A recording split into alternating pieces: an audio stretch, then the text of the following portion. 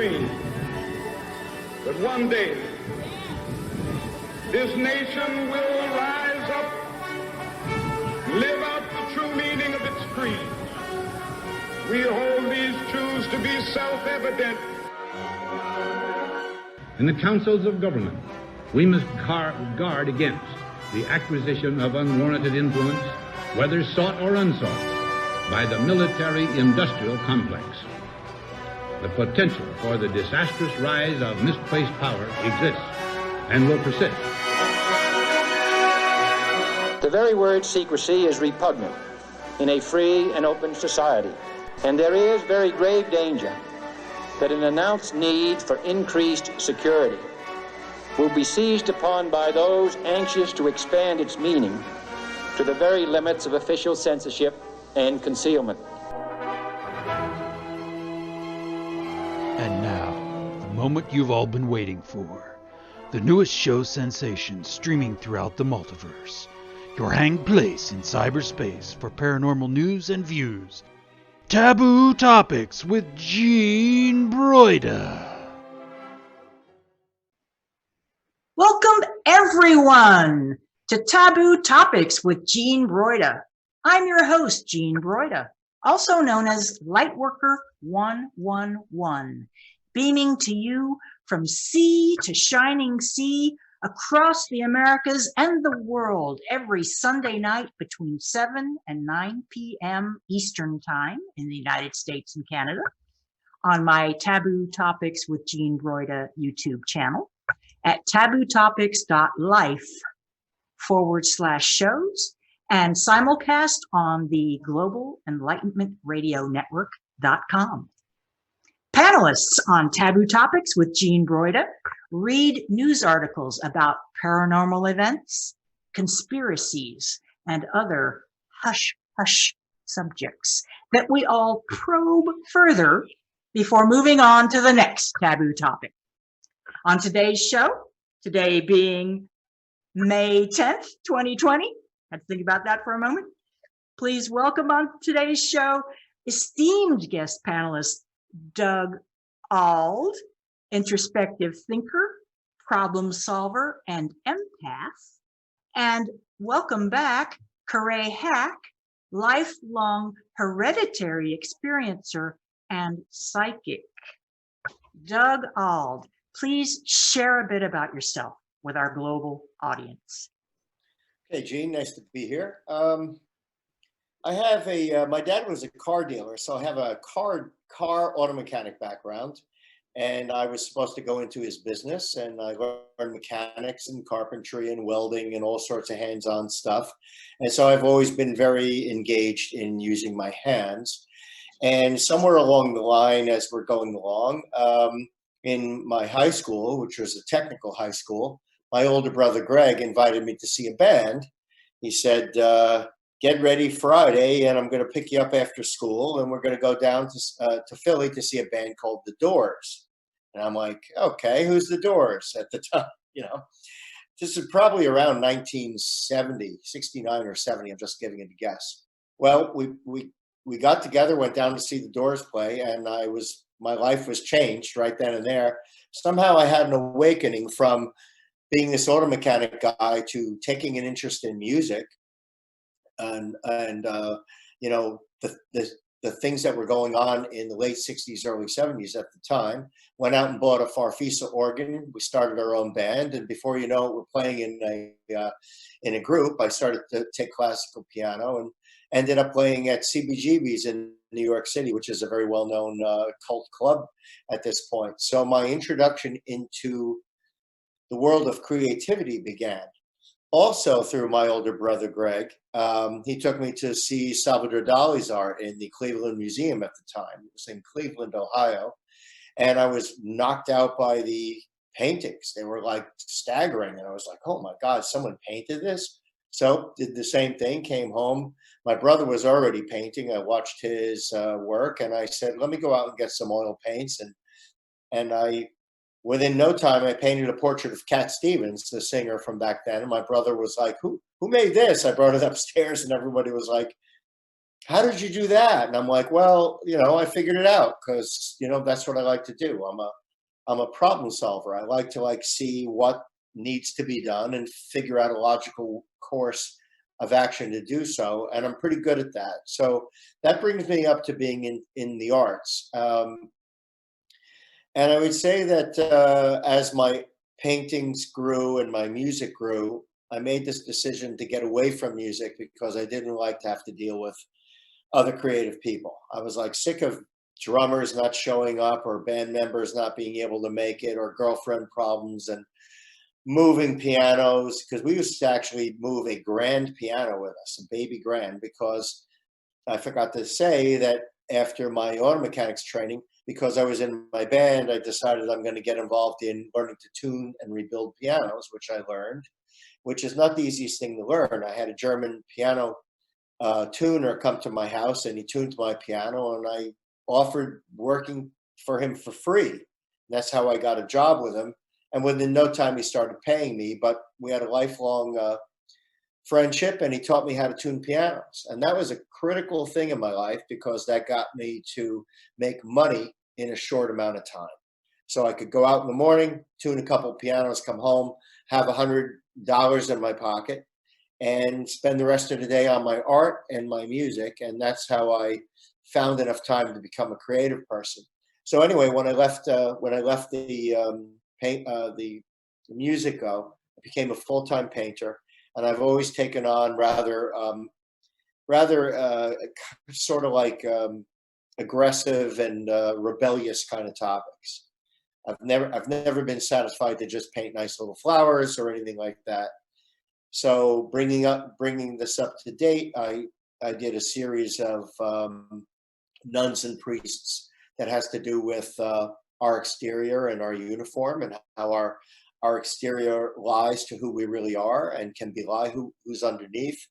I did a series of work on burn survivors, adolescent burn survivors, and wanted to bring light to what are almost like visual lepers in our society today, because we have no idea how to deal with people that don't quite look right, that don't look pretty, that don't look whatever it is. We're a very Tinseltown world, and these people could never get jobs as bank tellers or somebody behind a counter. So I did a whole series of burn survivor paintings dealing with adolescent burn survivors, and I managed to get a 2-page spread in the New York Times with that work, which was pretty major. And I'm pretty much the first artist to ever get a burn survivor portrait in the National Portrait Gallery at the Smithsonian, which was quite something, a little bit of art history for me. And yet the art dealers and the art galleries kept away from me, because I'm not figure it out and package it and sell it type of person. Now, as this is going along, I've always been fascinated with shows like The Outer Limits, Twilight Zone, all sorts of stuff that had anything to do with anything about looking to outer space and getting off this planet. So I would study all this kind of stuff, and I became a real fascinated person with this. And I then decided to paint a series of whistleblowers because I had been studying the ufology circle. I know so many of the ufologists. I'm good friends with Grant Cameron and know many of the people in that field. And I decided I'm going to paint them and add them into a series of work called 100 Portraits of Whistleblowers. And I painted from ufology people to black ops people to any number of people who would rat out or blow the whistle on something that should be known about for the American public and the world. And that's what we're seeing on the wall behind you, isn't it? Yeah, that's part of a series. There's 100 of them, but that's part of a series of paintings of individuals who I included in my whistleblower series. So, and that can be seen online at my website, which is www.dougauld.com, DOUGAULD.com. Thanks, Doug. So we'll have time at the end for shout outs for all that contact info. And I'm going to stop you right there, because now it's time to introduce our second panelist. I know you have a lot more to say, and you'll have more opportunity, but we're going to pass the baton. And Corae Hack Welcome back to Taboo Topics with Jean Broida. Please introduce yourself to everybody in our worldwide audience. Hello, my name is Corae Hack, and thank you again, Jean, for having me on again. It just seems like I never have enough time to talk about all the things that have happened in my 59 years of life. I'm an evidential medium, and I never found out I was actually a medium till about 3 years ago. And I always thought I was just psychic.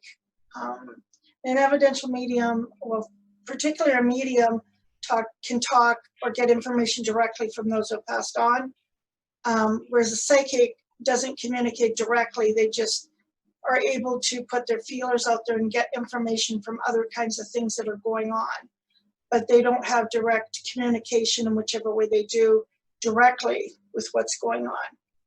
And I find it exciting and happy because things even happen in a regular kind of situation during life. I'm looking for something and I ask for help in finding it, and they'll just tell me where it is and I'll go look and there it is. So that kind of helps because I have a forgetful nature, and so they kind of help me a lot. I originally was born in Canada, and I was born in Calgary, Alberta. My family has a long history of being psychic mediums.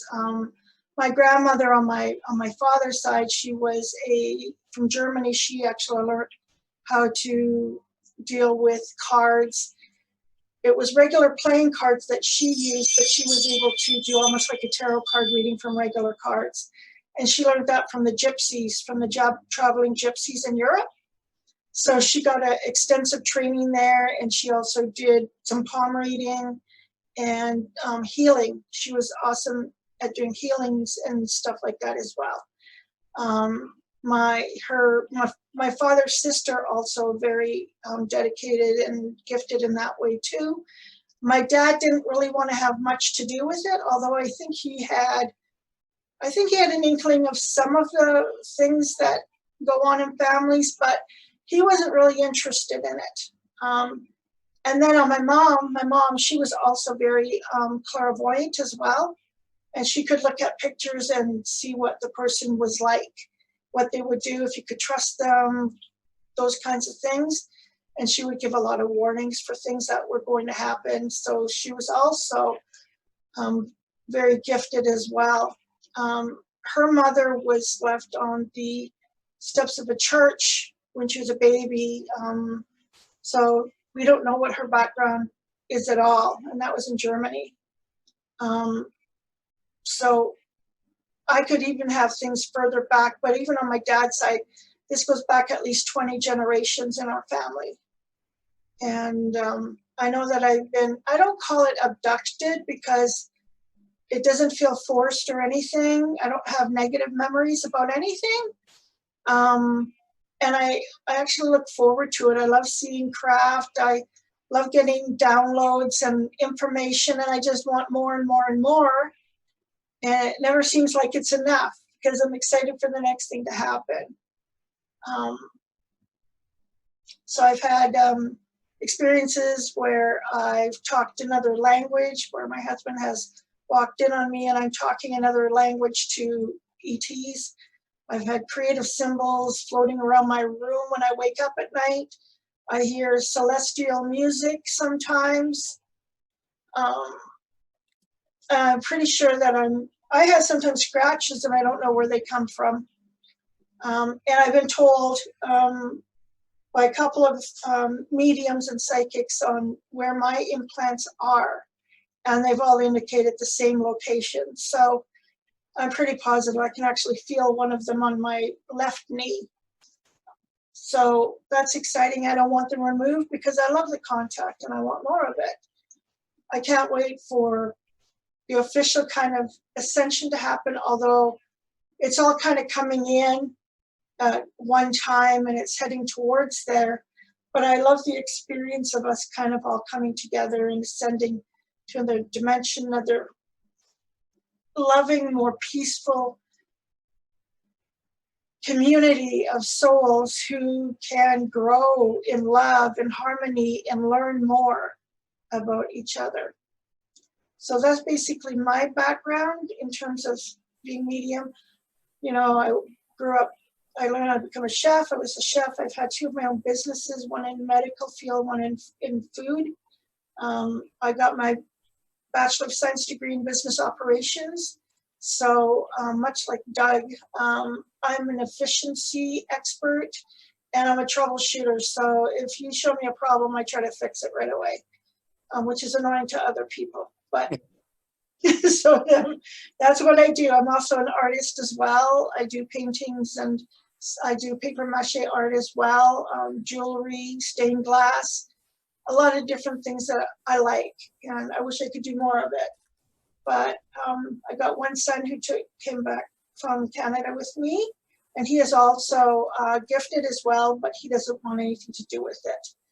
And then I have my dynamic husband over here, Ian, and I'm very lucky. We're both very lucky because we're interested in everything this together. Go to the MUFON meetings together, any kind of groups together, and we can share this. A lot of other couples tell us that their husband's not interested in it or their wife's not interested in it. And so I feel very blessed with Ian that he shows an interest in this. And yeah, I agree. You're really, really, really lucky. And I'm so thrilled to have you back on the show, Corae. Thank you, brought really a lot last time, and I'm looking forward to your contribution today too. And for viewers who have just tuned in, welcome to Taboo Topics with Jean Broida, broadcast every Sunday night, 7 to 9 p.m. Eastern on my YouTube channel, Taboo Topics with Jean Broida, at tabootopics.life/shows and simulcast on the Global Enlightenment Radio Network.com. And I am your host, Jean Broida.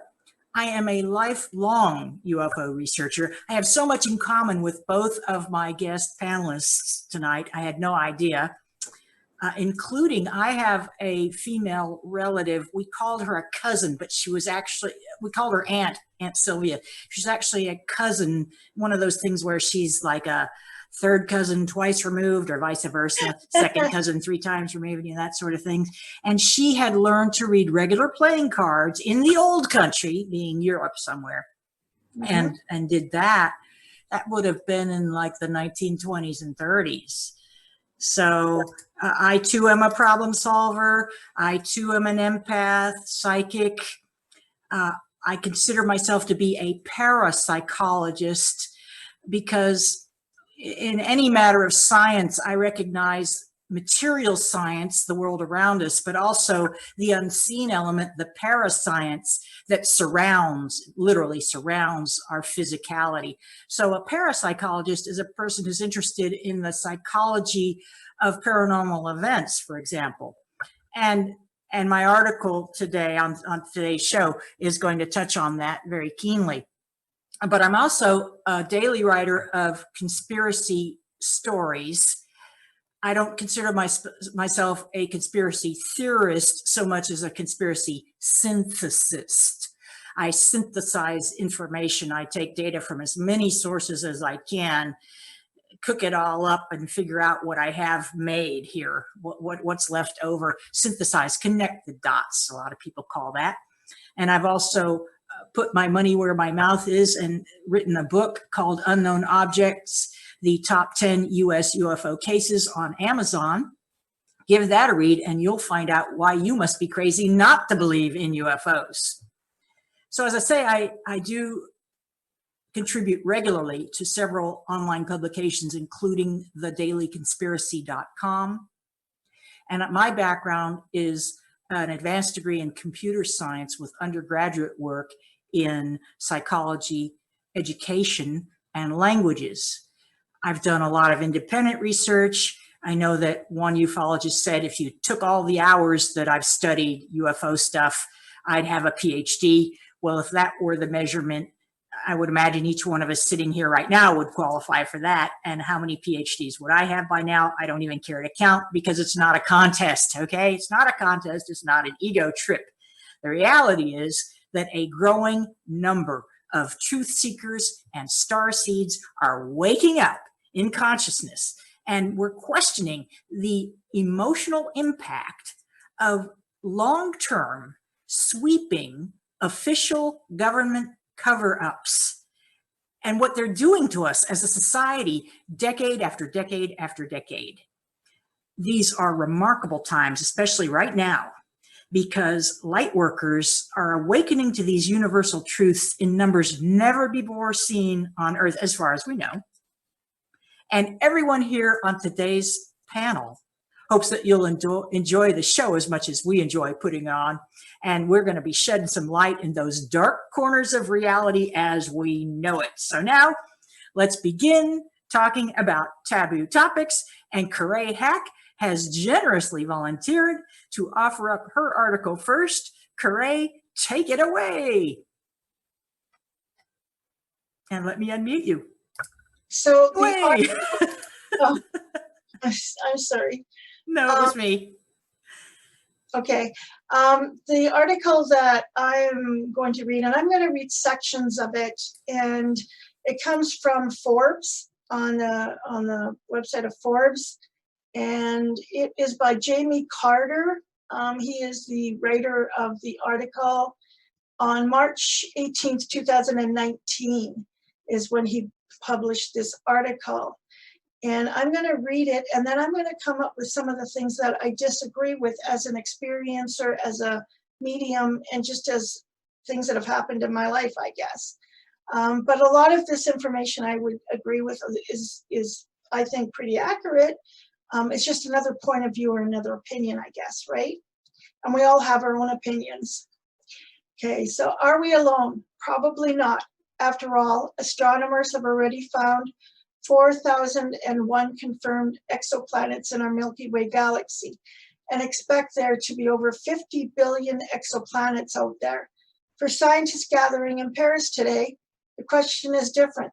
Why haven't we made contact with alien civilizations? And that question I completely disagree with, because there have been millions of people that have made contact with aliens, with extraterrestrials, and they don't acknowledge the fact that this is actually going on. Scientists seem to have a little bit of a skewed and biased attitude that unless they experience it, it's not happening. And if it's not an experiment that can be duplicated, it's not real. And I completely disagree with that. So that's my opinion about that particular statement. What is the Fermi paradox and the Great Silence? Italian physicist Enrico Fermi asked, where is everybody? Back in 1950, in what's now called the Fermi paradox, it addresses a contradiction in astronomy and can be summarized thus. If extraterrestrial life and even intelligent alien civilizations are not just likely, but highly probable, then why have none of them been in contact with us? Are there biological and sociological explanations for this great silence? We are very interested in the scientific approach in the analysis of Fermi paradox and the search for intelligent life in the universe, said Cyril Bernheim and Bridget David at the Safety Sciences d'Industrie. The Science Museum in Paris, that's hosting today's meeting. The question, are we alone, affects us all because it is directly related to humanity and our place in the cosmos. What are scientists doing in Paris? Well, leading researchers from the fields of astrophysics, biology, sociology, psychology, and history are meeting at the site. Every 2 years, METI, or the METI stands for Messaging Extraterrestrial Intelligence. They organize a one-day workshop in Paris as part of a series of workshops entitled, What is Life? An Extraterrestrial Perspective, said Florentine Rollin Circu, co-chair of the workshop and member of MTI's a board of directors. These scientists are discussing some pretty insane sounding questions. 1, are extraterrestrials staying silent out of concern for how contact would impact humanity? 2, do we live in a galactic zoo? Should we send intentional radio messages to nearby stars to signal humanity's interest in joining the Galactic Club? Will extraterrestrial intelligence be similar to human intelligence? Did life get to Earth from elsewhere in the galaxy or interstellar migration? This puzzle of why we haven't detected extraterrestrial life has been discussed often. But in this workshop's unique focus, many of the talks tackled at a controversial explanation first suggested in the 1970s called the zoo hypothesis, said Ranlin Surso. Oh yes, the idea that we're being watched by aliens and perhaps even being protected by them. What is the zoo hypothesis? Well, this is a mind-warping idea that where alien civilizations out there, no, not on Akimanara, all know all about us, but purposely hide from us. It certainly explains the great silence. Perhaps extraterrestrials are watching humans on Earth, much like we watch animals in a zoo, explained Douglas Vakoch, president of METI. How can we get the Galactic Zookeepers to reveal themselves?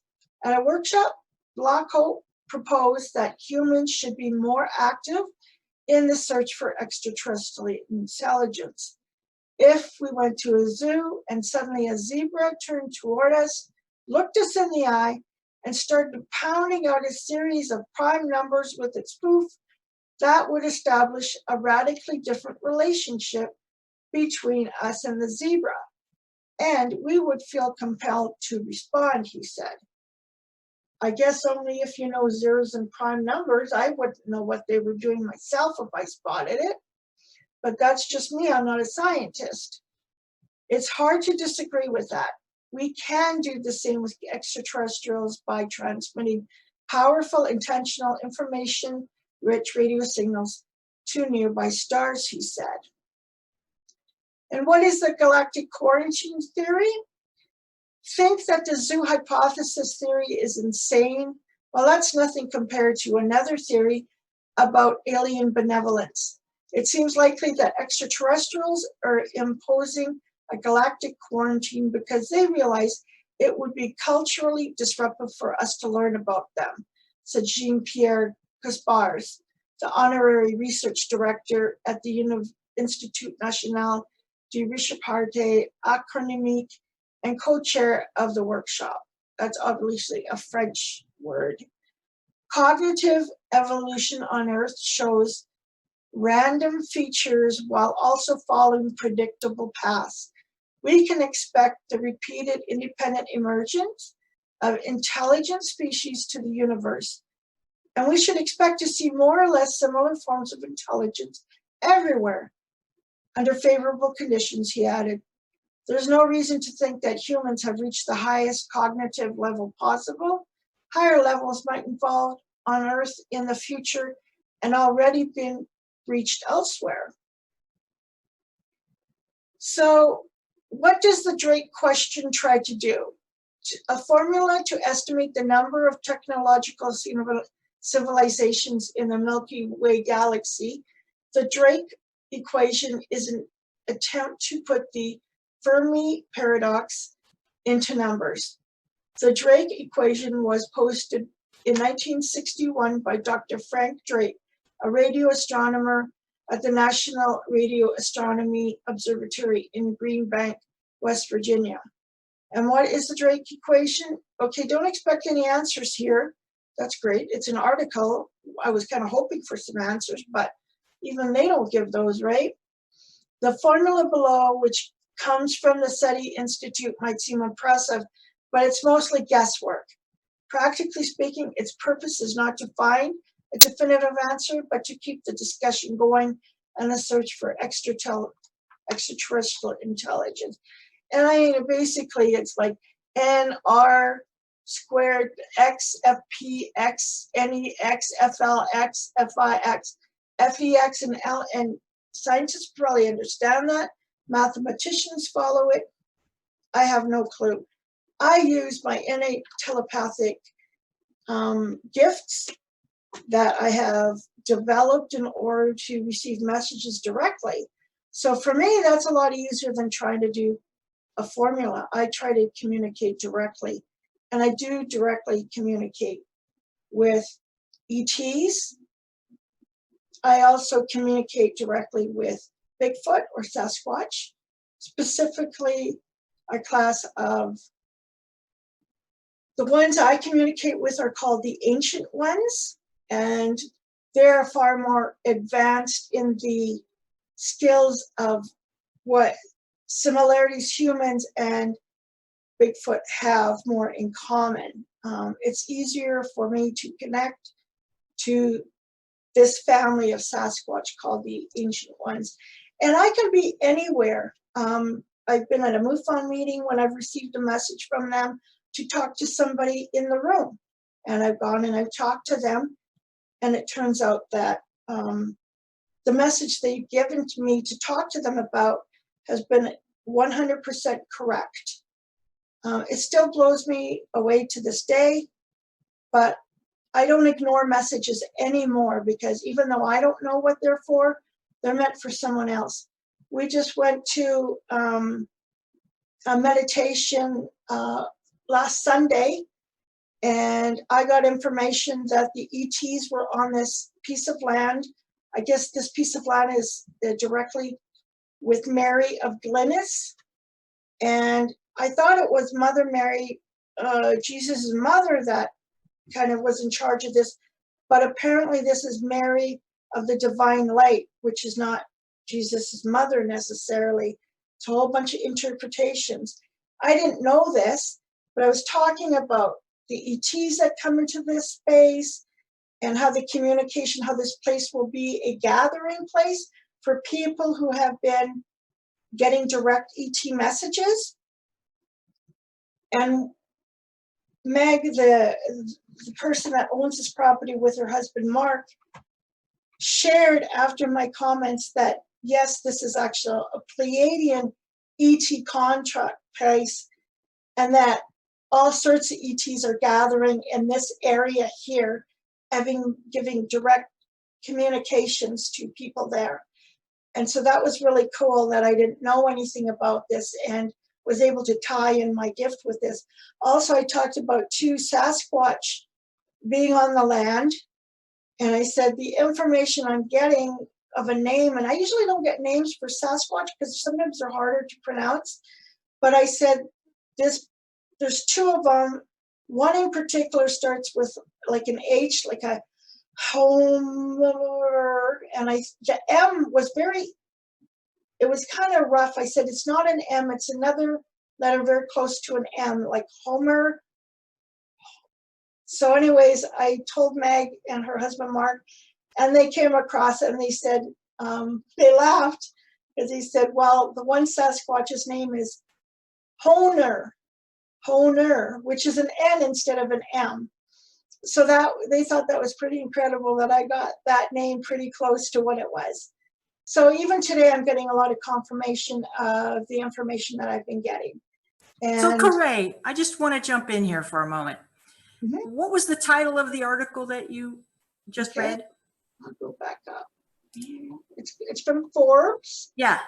And it's called, Are We in a Galactic Zoo Protected by Aliens? Okay. So, yeah, scientists meet to investigate the Great Silence. Okay. So, Why did you bring that and then follow it with the discussion of your personal experiences? Stitch those things together for me. Right, because I find that information that I get in some articles, a lot of information that I get is true, but then I feel that sometimes information is placed into articles that are misinformation to lead people into a direction that is not accurate. And what it does, it actually makes people believe that what they know to be true as being invalid. Like, why haven't we been in contact with these civilizations? People who read that are going to think we haven't, when yet millions have. So yeah, I that's wanted you to reread that statement from the beginning of the article. I wanted to comment on that, and I bet you Doug has something to say about that too. I just know. I can. Okay. He's telepathing to me. Okay, so the first paragraph was, are we alone? Probably not. After all, astronomers have already found 4,001 confirmed exoplanets in our Milky Way galaxy. Right. And I expect there to be over 50 billion exoplanets out there. Right. For scientists gathering in Paris today, the question is different. Why haven't we made contact with alien civilizations? That was it. Why haven't we made contact with alien civilizations? Well, what about Valiant Thor, for heaven's sakes? 1957. 1957, people. Yeah. Venusian, alleged Venusian. Maybe he wasn't really from Venus. Maybe that was convenient because we could pronounce Venus. Whatever. Spaceman, basically, with an entourage, military entourage, advising at the White House. That's the story there. I just don't buy it. And you know what? What I was going to say, and then I'll pass on to Doug here, because I know he's brimming with ideas. When I read that sort of a debunking statement at the beginning of an article, in other words, this is an article about numbers and probability, the odds. What are the odds of intelligent life elsewhere in the universe? So we go to Fermi's paradox. If they're everywhere, where are they? And then Drake's equation, well, statistically speaking, there should be lots of them. And how do we reconcile those when there's no evidence of UFOs or ETs? There's plenty of evidence of both. Doug, you're muted, buddy. Can I just point out this book, the one, Stranger in the Pentagon by Dr. Frankie Stranges? That's what you're talking about. And people, right. They can purchase this. Yeah, hold that right up and hold it straight. Stop wiggling it, please. Perfect. Yeah. Yeah, that's good. So we got Stranger at the Pentagon, written by Dr. Frank E. Stranges. Stranges is the man's name. Thank you so much. And that's exactly the story of Valiant Thor, isn't it? It is. It is. So Doug, jump in. What do you think? First of all, Corae, thank you very much. That was wonderful. And I got a lot of thoughts about it. First of all, what jumps out at me right away is usually when these, first of all, we have to understand the agenda and the motivation for someone writing such an article, number one, like what's their background, who's paying them, because there's always a follow the money that goes along with everything in the world. So who's paying them? Why are they writing something? What is the timing of their article? Why is it coming out whenever it came out? Okay, we could always look at that. But also, usually what they're talking about, or what I get from this person so far, and I'm not invalidating anything he said, I'm just basically thinking right away that he's talking about what visitations that are scientifically provable. And so if you're talking about provable, well, Valiant Thor, no, nobody really has any proof. Or if they do, it's going to be debunked 1, 2, 3, because what kind of proof is it, okay? What real, tangible, evidential, we do have photographs of Valiant 4, alleged photographs of Valiant 4. I've seen them. I know some people that know a lot about the story about Valiant 4. You probably have some, Corae. Let's see. I've seen these photographs too. And again, as Doug points out, these are allegations. There's no proof that this is Valiant Thor from Venus, but it is some guy. It's a guy. Not. Am I muted?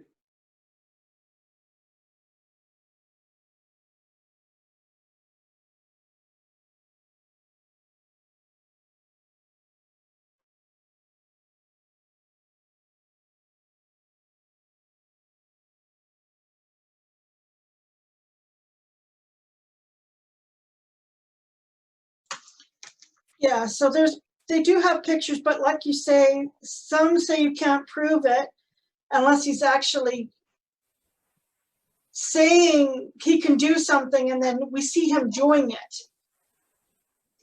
But just to see that is him, people will say, well, I don't know, I never met him. Yeah, the story is allegorical. Is that the word? Allegorical. It's all allegations. It's hearsay. Basically, one guy's word, the guy who wrote the book, Strange's. But you get enough people telling similar stories, and all of a sudden, as a synthesis, connecting dots, we see patterns, start to see patterns, and patterns become suggestive to statisticians, for example, people who play with numbers, people who deal with numbers. Was there anything else you wanted to add there, Doug? Well, yeah. I mean, first of all, you were muted, Jean, when you spoke for. I realized that. And I didn't really hear what you said, but anyway, yeah. All I wanted to say was that a lot of people are going to simply run to their preset, which is you can't prove it. So I don't really know. Now, I most of the stuff that I know in my life, I end up realizing I know it mostly intuitively. The intuitive side of me fills in the spot of, do I buy this or not? And I'm a very skeptical person, especially on myself. I'm very skeptical. I question my own thoughts, motives, and things all the time, because that's the Virgo in me. I'm a person that likes to really look at everything and go, okay, wait a minute. Is that what you think? Is it nice that you think you saw an orb? Did you really see an orb? Was the orb dust in front of your lens? You know, I'm going to ask myself hard questions. I'm not just one of these people that buys every single thing that comes in front of me. But, you know, when you talk about proving things, and maybe we can't prove a lot of things like that, I really can't prove that I love my mother. How do I prove that? Right. I can't. What? Because I bought her flowers? Or that doesn't prove anything. What proof of a lot of things do we have? And a bigger problem that we're having today is that we're living in a time now where every bit of digital imagery can be faked and fudged and changed. So we have to rely on looking back at like the McMinnville photograph of the flying saucer in black and white in the sky, and things that at a time when they were like just regular film cameras with film that went to the photo lab, as the pictures in the book that Corae held up were. They're from that era, the 1950s and 60s. Yeah. When we talk about filming something, because cameras used to hold film, youngsters, they weren't digital. And that's what we're talking about, chemical emulsions, harder to fake. Not impossible, harder. And filming something is different than photographing something. See, today we're still photographing things. We're using that term even with digital, but it's a very, very different kind of photograph from the days of film cameras. But so anyway, I'm fascinated with the Valiant Thor story, and it dovetails a little bit into the story of Eisenhower and at Murak and the Etherians. And I love the story of the Etherians, and I love the story that Eisenhower was whisked away, saying that he had a dental problem, and nobody knew where he went. Press and everybody couldn't figure it out for that weekend or whatever, however they worked it. And it turned out that he was in, I think is it Anders? I forget what airfield it is now, but it was called Murak at the time. And he met with the Etherians. They landed, and everybody was like, oh my God, this thing is real. And there's an amazing letter between I think it's a Reverend McIntyre and Gerald Light from that period. In fact, Gene, I almost copied that to read today, and I didn't. It's interesting how close we are. But I almost copied that, and it is one of the most riveting letters I've ever read in all of ufology, of believability for me, to read this letter about what these people witnessed. And they were so amazed at what they witnessed that they said that they were coming home and were positive they would be seeing it on the 6 o'clock news. That's how positive that they were. They said the world has changed. The world will be forever never the same after what they witnessed with the Etherians coming down in these flying saucers. So You know, again, So I wrote an article about a 1955 tarmac meeting between then President Eisenhower and ETs. I don't know if this is the same story, because in the aftermath of that article, people wrote me and said there were more than one meeting between Eisenhower and ETs. But in 1955, this tarmac meeting occurred at what is now known as Holloman Air Force Base. There were multiple witnesses, and one of them, an alleged witness, emailed me after that story was published in the dailyconspiracy.com and said he had been a young man stationed at Holloman when that happened, and a buddy of his had been outside and seen the UFOs come inside a hospital where the guy was working, said, you need to go out and take a look. He asked for permission from the nurse in charge, who asked the doctor in charge. They both denied. Well, the doctor said, no, he can't leave his duty station to go look at a UFO.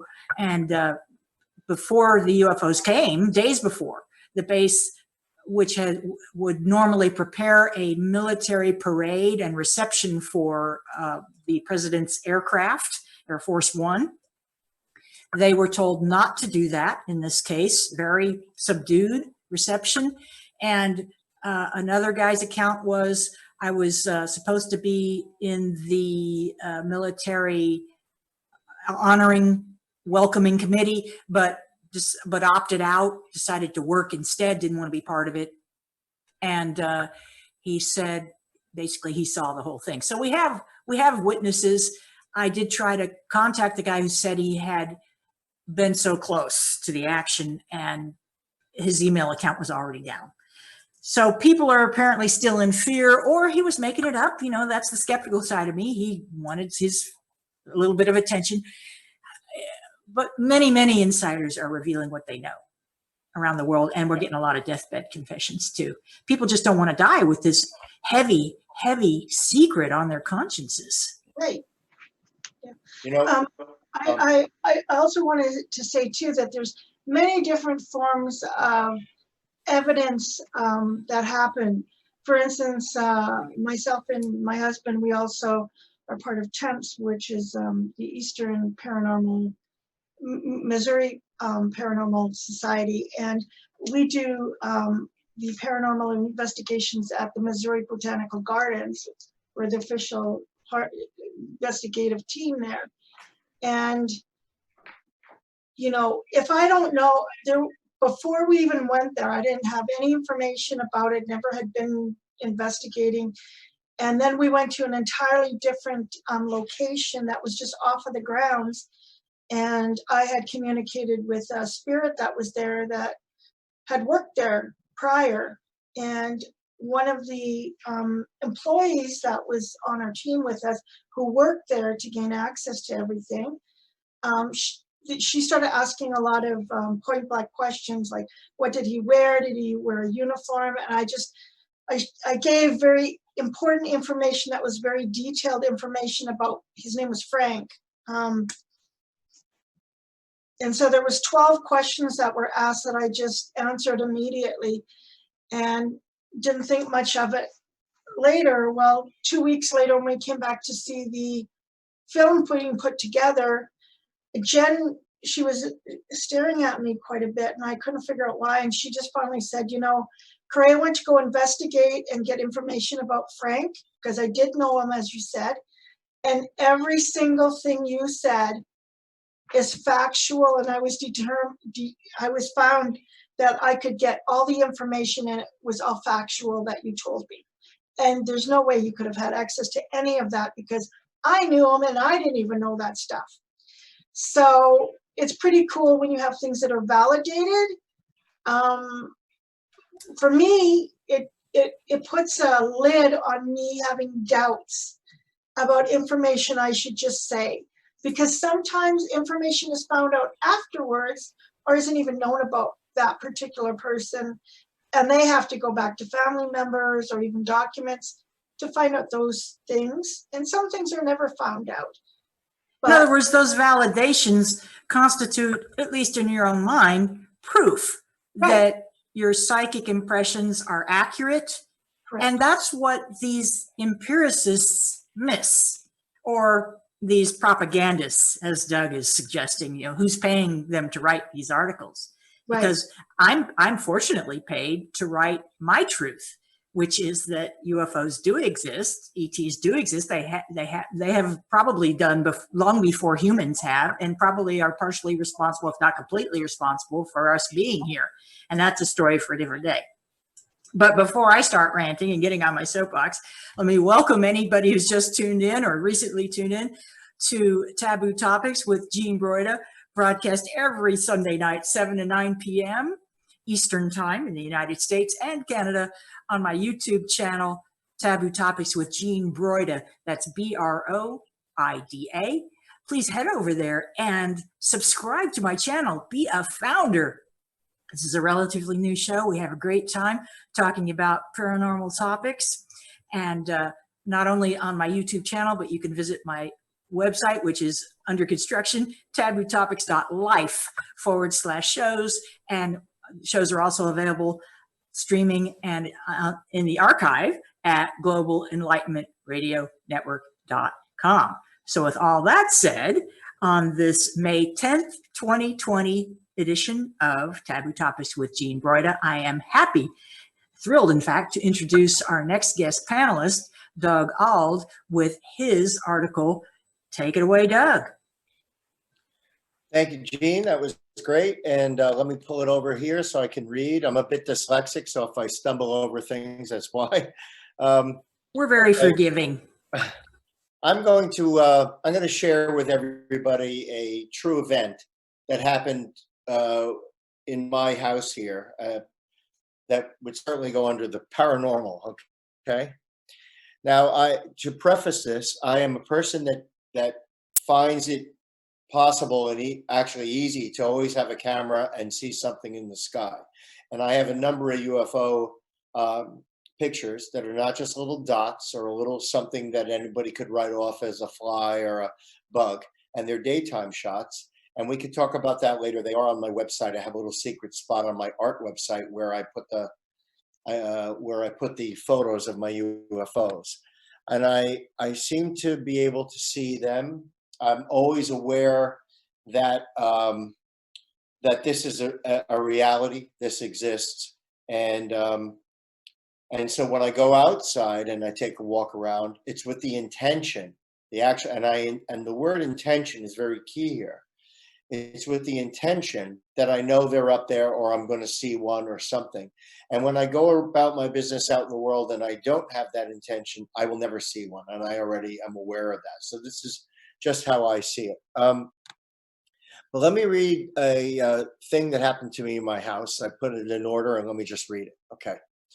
It's called A Night Visitor.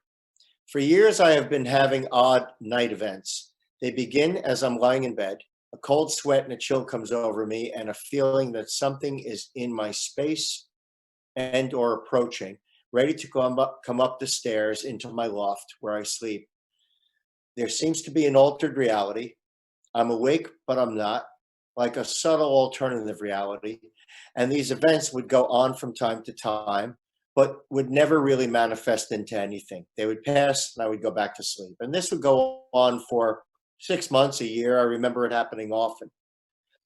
Then one night, feeling the same cold, clammy feeling, I was aware that something or someone was in my presence. I felt it behind me as I lay in bed. It seemed very dark and foreign to me, and I was very frightened. I cursed at it and said, "Get the heck out of here." Well, get the hell out of here, or probably even F out of here. And it left. I felt the pressure lift, and then I was okay. I just felt it leave. I was left with a scare and an elevated heartbeat, but the memory was very real. The next day, when I reassessed the event and that week, I wondered why I was so afraid and kind of berated myself for my lack of courage and curiosity. I was like, come on, this is your world, and you were such like a baby. You were so frightened. So I made the conscious decision to invite it back. I actually said out loud in my room, "I'm sorry, entity, whatever you were, please come back." Well, it did. So the night of its return, I can't remember if it was a day, 2 days, a week, a following week, but it returned. The night of its return, I went to sleep, meditating on the idea that an atom has more space in it than any kind of matter. And so most everything is really empty space. Everything is mostly nothingness, no matter how solid it is. And I had this image in my head from watching a Jim Marrs video where he showed a small illustration of this as I fell asleep to it. Then I woke in the middle of the night and became aware to this thing again behind me. But this time it lasted for a long time, and I couldn't get it. I couldn't get out of it this time. It was like a person lying behind me with its head right next to my shoulder, like right here, and its arms wrapping around me, holding me by my wrists. I remember being restrained, and now it's nighttime, and I'm like, it's dark, but there's ambient room, light in the room. I knew it was dark black, almost burnt charcoal in appearance, but I dare not turn and around to look at it because it seemed too scary. I could hear its breathing, and I started to panic again. I started to hold on. It started to hold on to me and really press behind me. I could feel its pressure. I was struggling with it, saying, let me go, get out of here. But it got more determined. It was hard for me to talk and get out any of my words. I was quite scared. I was amazed how long it was going on. I felt its face right against mine. And then I remembered this had happened before, and I invited it back. I remembered I invited it back. So I got a little braver, settled myself down, and then I started to try to talk to it. I asked, are you an alien? It answered in a feminine voice, telepathically, yes. I then said, why am I so frightened? And it replied, I'm frightened too. And that answer actually amazed me. I was like, I'm frightened too. Then I tried to turn my head a little, and somehow I saw a glimpse of it, all creepy and dark. But then while still holding my wrists from behind, it presented an image to me, perhaps more pleasing for me. In front of me, in what I can best describe as a square window frame covered in a woman's stocking material, with the face behind the stocking. This image floated above me. I remember it floating above me as I looked up and off to the side, facing straight down. I remember seeing a beautiful face with long hair falling forward and behind the screen. I said to it, you're very beautiful. And it replied, I know. Then I got the feeling it was almost shy or embarrassed.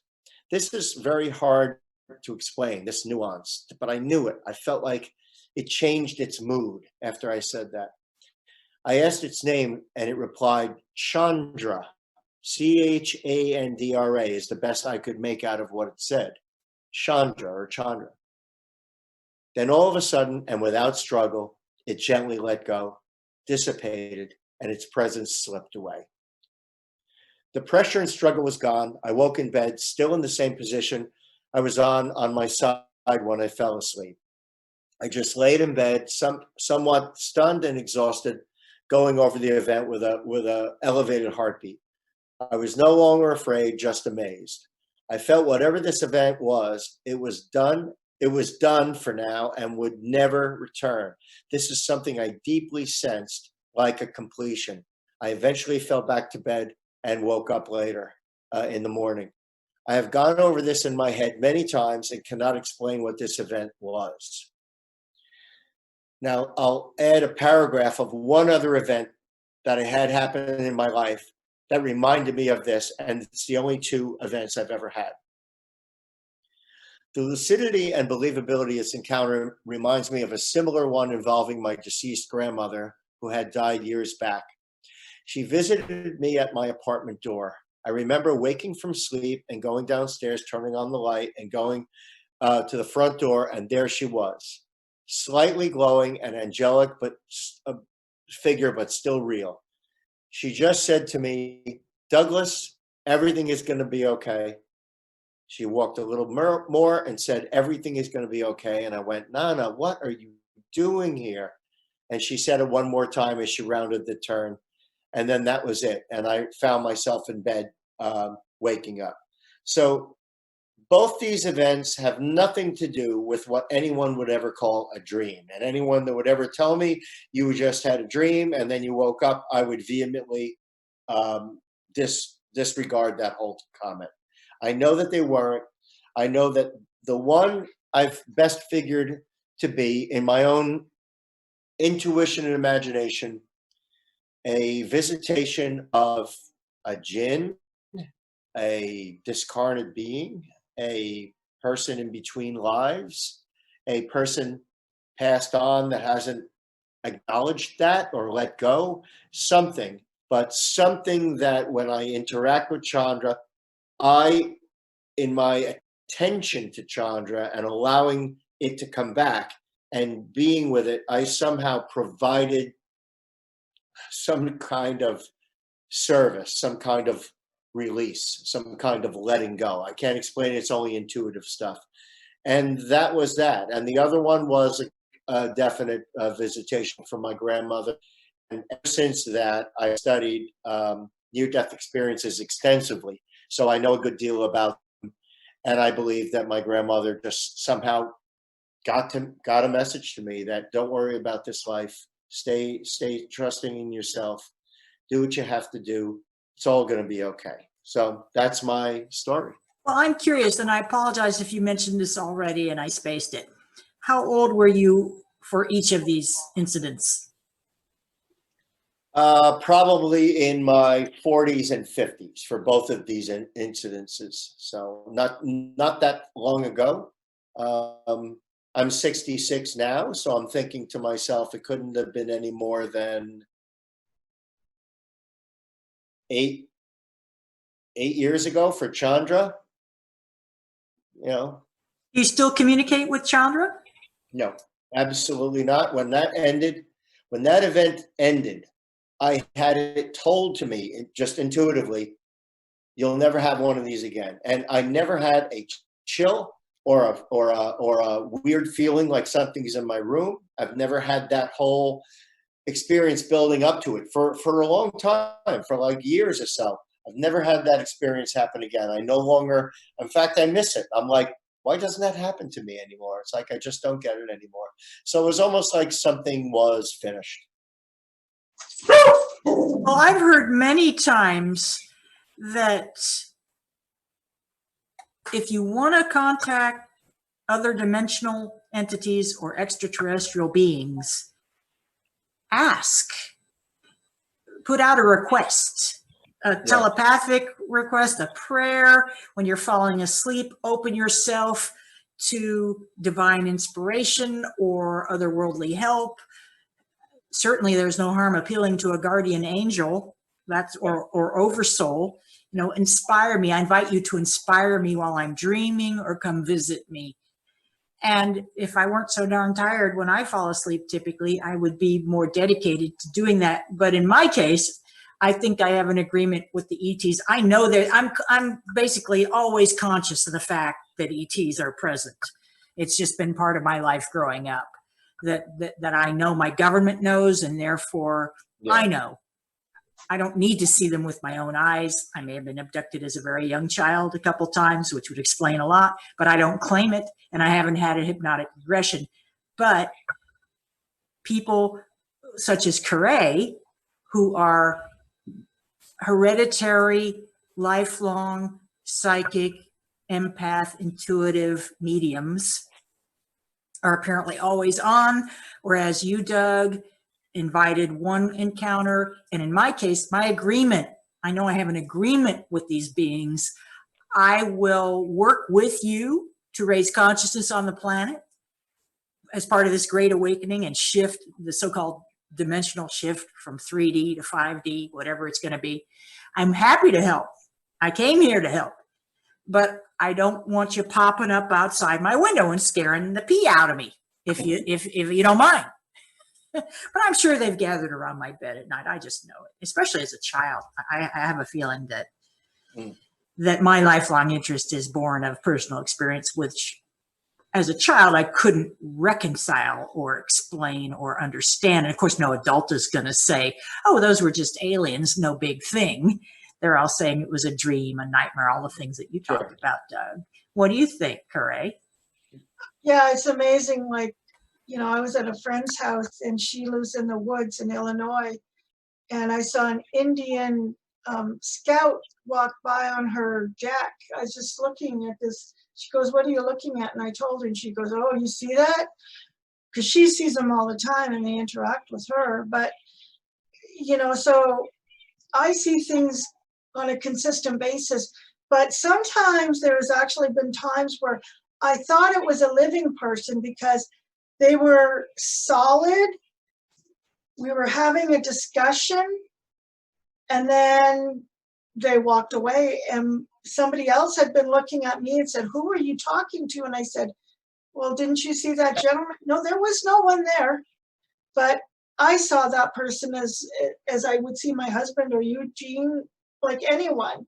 And sometimes it's so real that you can't tell the difference. Like my mom, after her father-in-law, after my dad's father had passed away, he loved coffee. He was German. He loved coffee. So in the middle of the night, my mom was in the kitchen and down the hallway walks my grandfather and she goes, oh, do you want a cup of coffee? Like not being shocked at anything, saying, yeah, I'd love one. So they sat down and they had a cup of coffee each and they talked for about half an hour and then my mom went to bed. And in the morning she woke up and said, wow, that just seems so real. And when she walked into the kitchen, there were the 2 empty cups of coffee. And she knew that it had really happened, you know. So hearing these things and having these things go on, I think it doesn't make you so afraid. It's like I see the paranormal shows and people get so scared. And I think that's rather, I don't know. I don't get scared of that. You mean the shows on mainstream media, you know, History Channel and stuff like that? They make it up. And I know some of them are real, but yeah, I'm going to get startled if there's a loud noise and, you know, I'm going to jump. But I'm not going to get scared of, you know, a spirit. That it just doesn't happen to me. And even when I've been personally attacked, and I've had some attacks happen to me, but I have not been terrified, screaming, running around and waving my arms in the air, right? So I guess I'm just more conditioned, I guess, to not have that kind of that shock value. Well, you know, insiders who claim to have worked side by side with extraterrestrials on highly classified government projects report that the first day they show up for work as a contractor, typically, right, they are introduced to the team. And here's Zorg or whoever, that was the bad guy in Fifth Element. But, you know, here's this guy from, or entity, maybe not even with a gender. Here's an entity you'll be working with, a lieutenant in some other galaxy's military grade structure.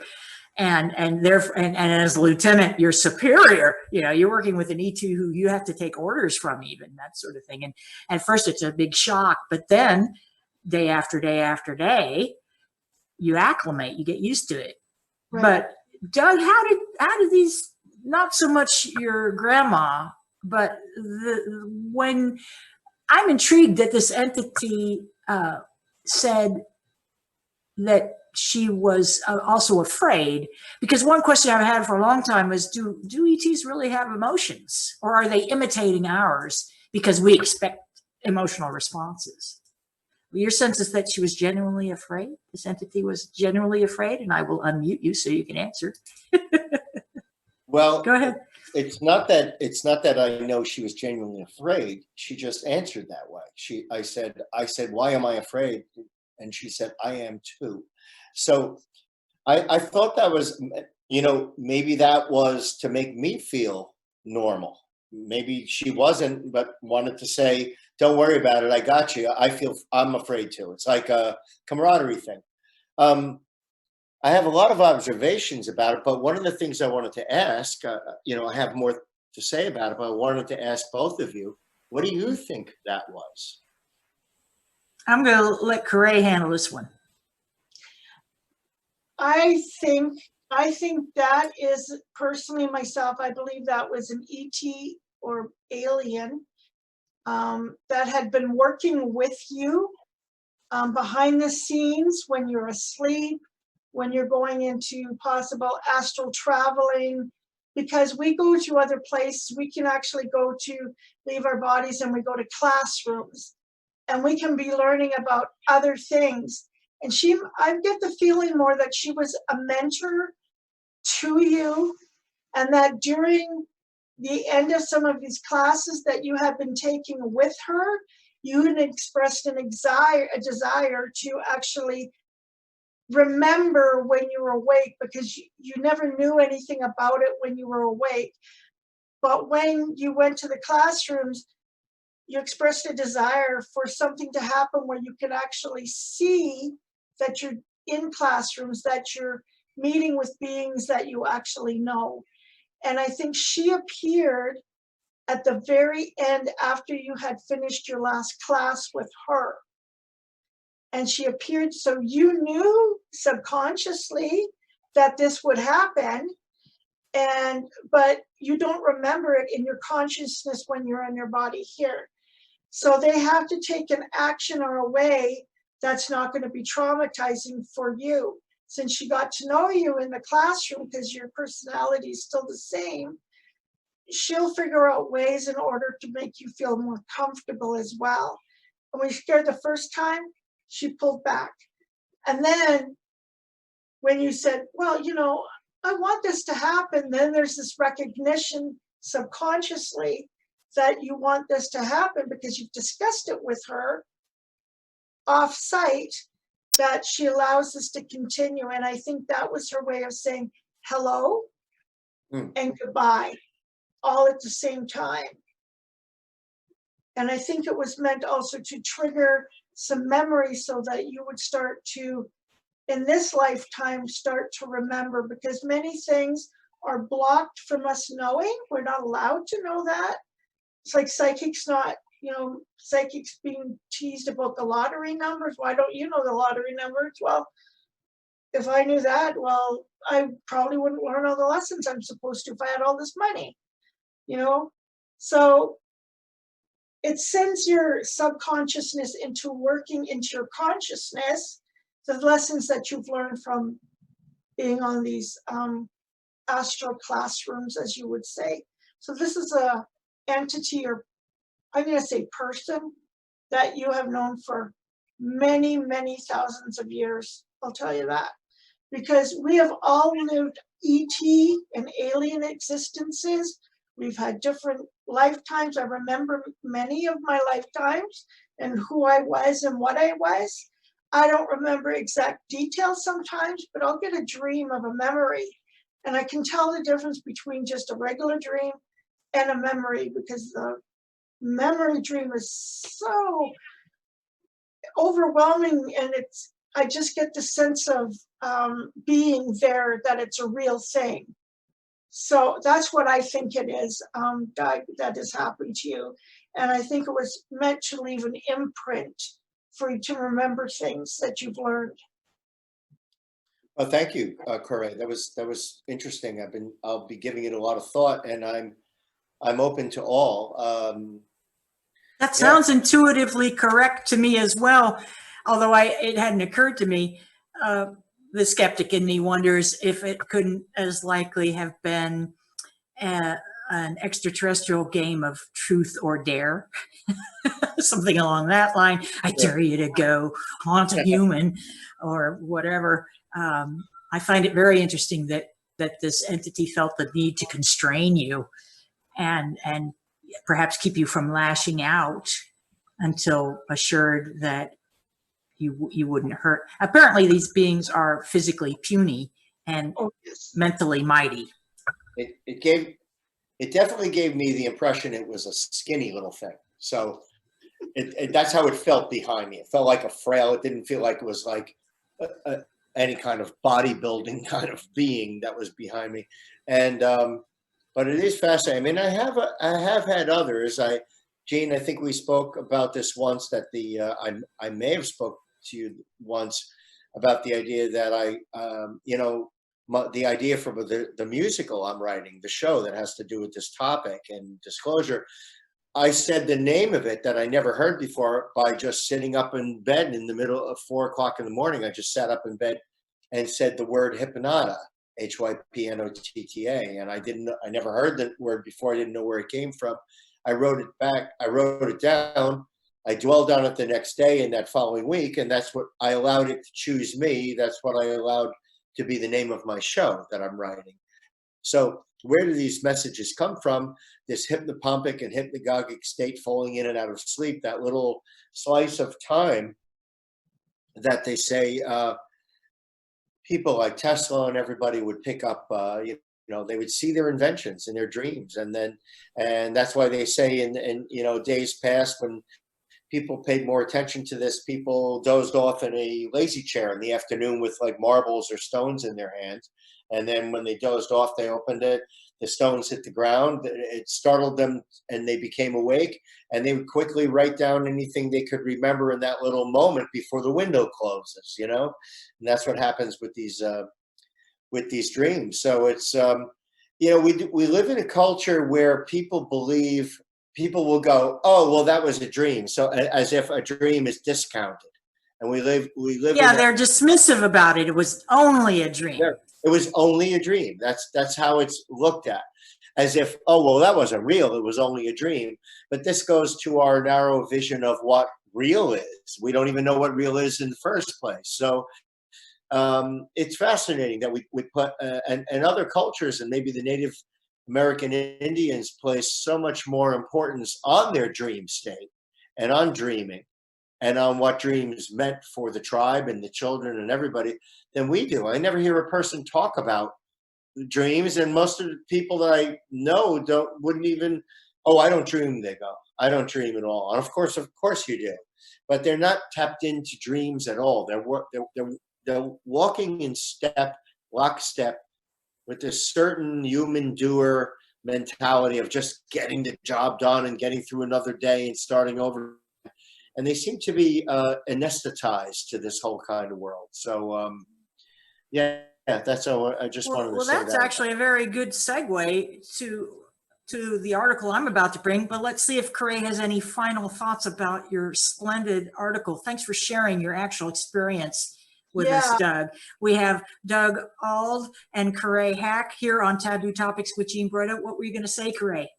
I was going to say it was a really interesting experience that you had, because it wasn't a dream. It was all 100% real. And, that you were able to explain it in such detail just gives to the credibility of everything. Because a lot of people don't realize that we have an over self, and we could be living another life, 2 other lives, 10 other lives, 100 other lives, the same time we're living this life. In time, sometimes we get glimpses and visions and sights and sounds from those other lives that we're living at the same time. And we can be in another dimension, and we can be in another planet. We can be on this planet. So a lot of people aren't realizing that there can be more of us all attached to our over self. And that gets a little bit confusing for people, but I mean, the amount that we need to learn in order to move higher on our ascension, you couldn't just do it in one life. I mean, you got to get all this experience going. And a lot of times it's because you're living 2, 3, 4 other lives, 5, like I say, many other ones. So I think that's awesome. And I think that experience of having her come to you, you knew it wasn't going to happen again, and you knew it was a hello and a goodbye. I think you probably subconsciously knew that it was a hello and goodbye. So I think that was, just awesome. And thank you for sharing that story with us. You're welcome, Corae. Thanks very much. And for anyone just tuning in, you have found us. Taboo Topics with Jean Broida, broadcast 7 to 9 p.m. Eastern on my YouTube channel of the same name, Taboo Topics with Jean Broida. You can get to it from my website, tabootopics.life/shows. And the show is simulcast on the Global Enlightenment Radio Network.com. We love to explore taboo topics on the show, and I'm up last but not least. As I've mentioned before, I write for thedailyconspiracy.com as Lightworker 111. Lightworkers shed light in the dark corners of reality as we know it and skitter those cockroaches. We want to find the truth and discourage the evil out there. 111 stands for synchronicity. It's no accident you're listening to this show, whether you're live streaming it or have downloaded the archive. Welcome all. Let's open our minds. And this blew my mind. The article that I wrote up, published 3 days ago. So this is hot off the press. This blew my mind. Pentagon admits UFOs are real and nobody cares. This was in the dailyconspiracy.com. The Pentagon just admitted that UFOs are real. Despite this absolutely stunning, shocking, world-shattering, paradigm-shifting news, most people don't give a toot because they are grappling with a new world order. The old world having been upended by fear-inspired socioeconomic policies that restrict our civil liberties. But on April 27th, 2020, just a couple of weeks ago, the Pentagon released 3 declassified videos that show U.S. Navy pilots engage bogies or unidentified aircraft. Excuse me just a moment. Thank you. Navy pilots were spotting bogies or unidentified aircraft, and each of the 3 videos were recorded by the pilots during training flights in 2004 and 2015. So the New York Times published 2 of these videos in 2017, and the 3rd video was released in March 2018 by the private scientific research and media organization To the Stars Academy of Arts and Science. The 2004 video shows an incident that happened off the southwestern coast of California and Mexico. The U.S. Navy's Nimitz Carrier Strike Group was performing routine operations to prepare for deployment to the Arabian Sea.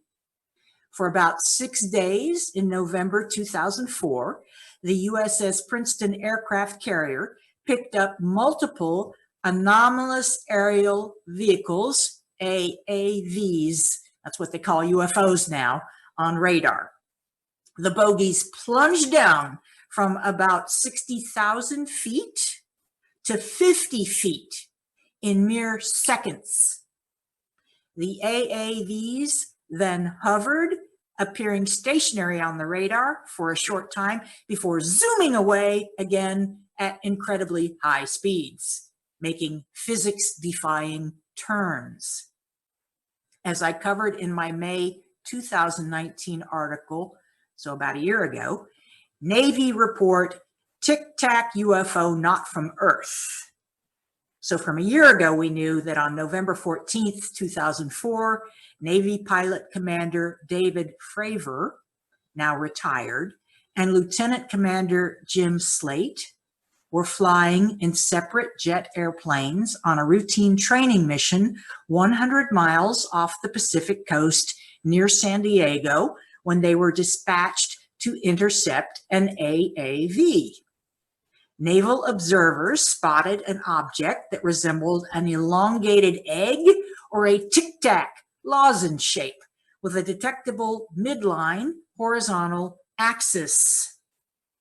It appeared solid white, smooth, with no edges, was a uniform color with no nacelles, pylons, or wings. These are airplane parts.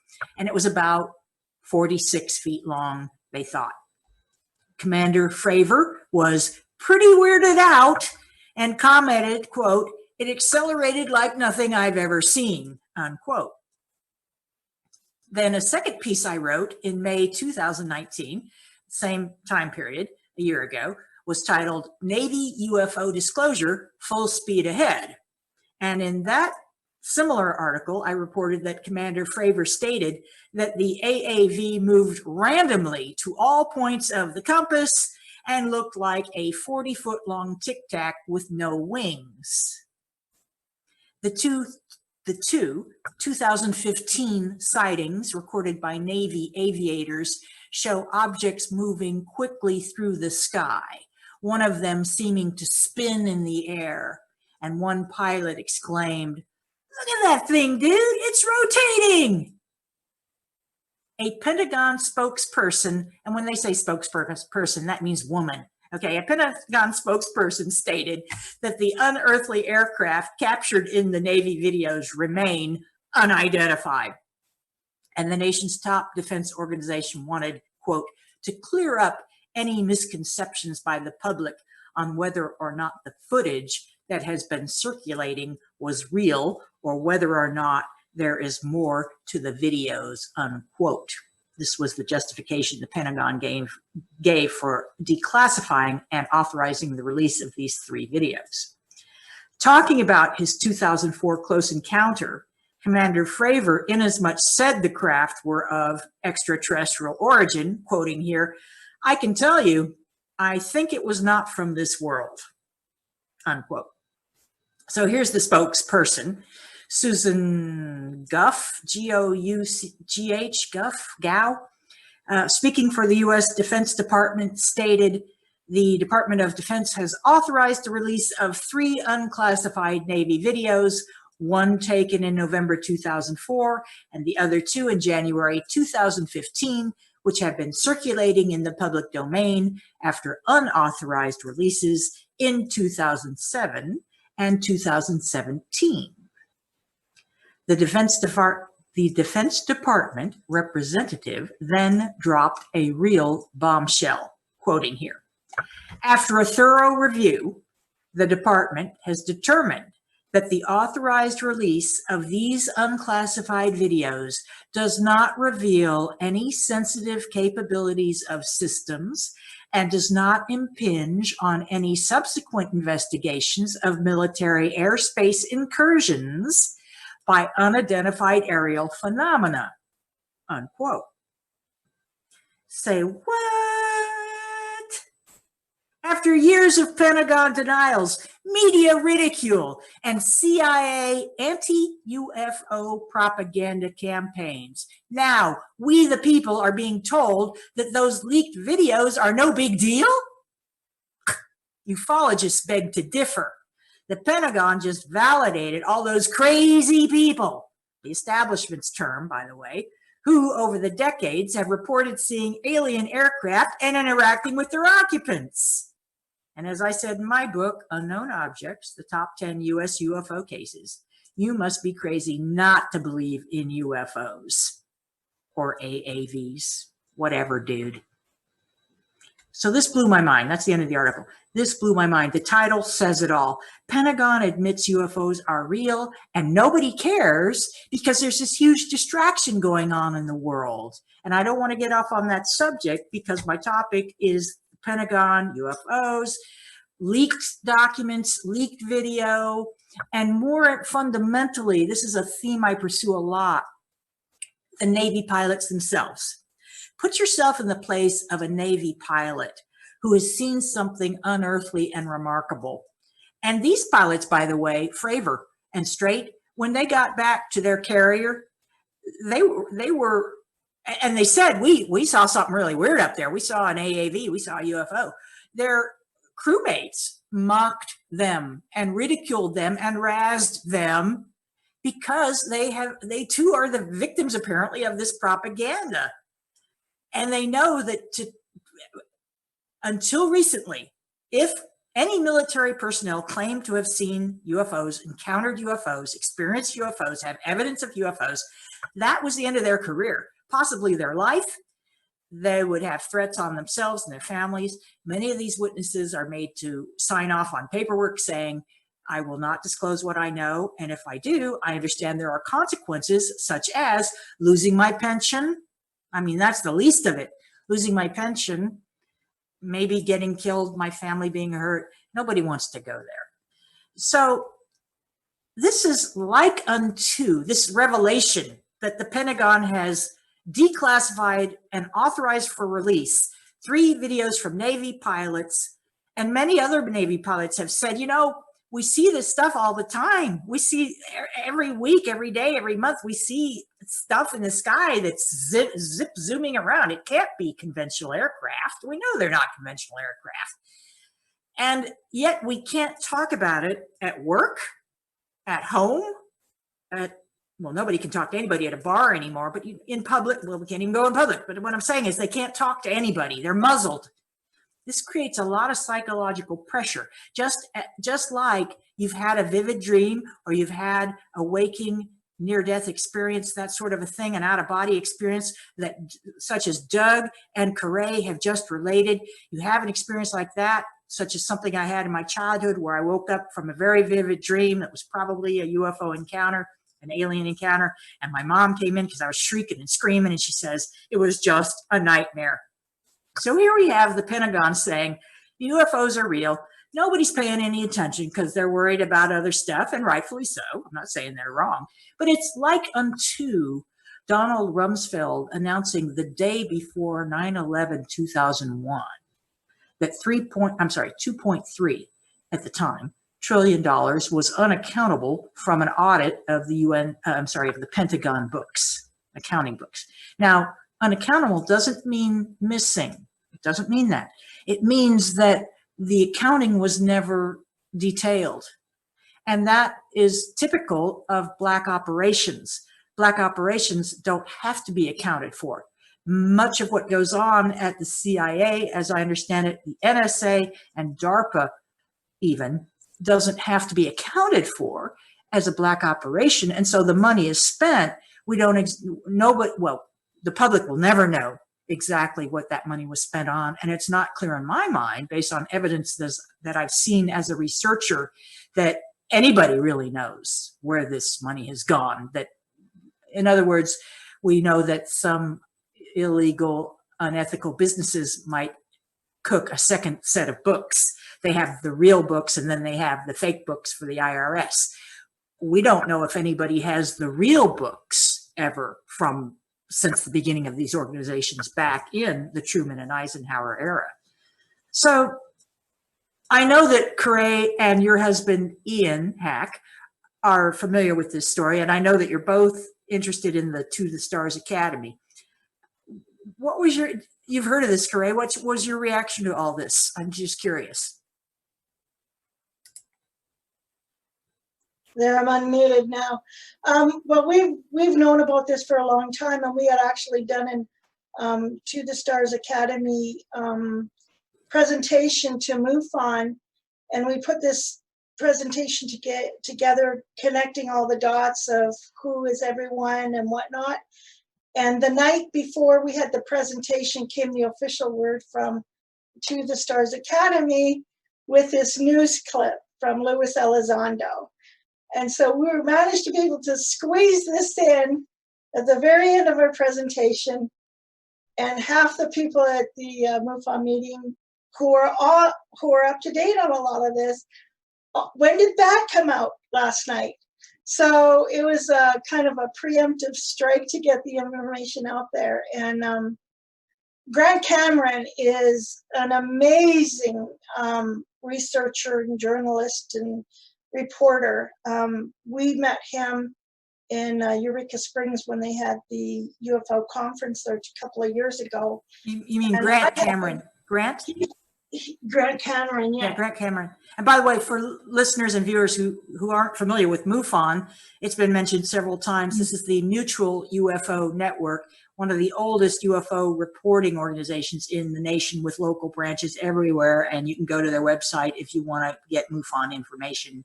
Back to you, Corae. Right. And the thing that stands out, with Grant, I mean, he has just said about information that's coming out. It has to come out because of the space force that they want to have going. I mean, how can you have a space force and then there's no StarCraft? It makes no sense. How can you do that?